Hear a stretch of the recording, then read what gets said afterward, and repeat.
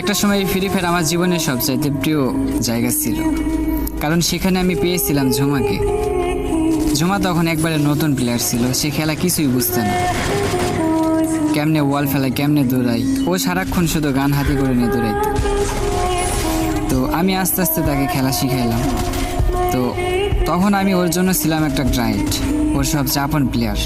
আমি আমার সময়, এমনকি আমি আমার আইডিতে টপ আপ না করে ওর আইডিতে আমি টপ আপ করে দিতাম, যেগুলো সুন্দর সুন্দর মেয়েদের ড্রেস কালেকশন, ইমোট বা নতুন কোনো ইভেন্ট, এগুলো আমি সব কিছু কমপ্লিট করে দেওয়া শুরু করলাম। তো প্রতিদিন রাতে আমরা একসাথে গেম খেলতাম, অনেক মজা হইতো।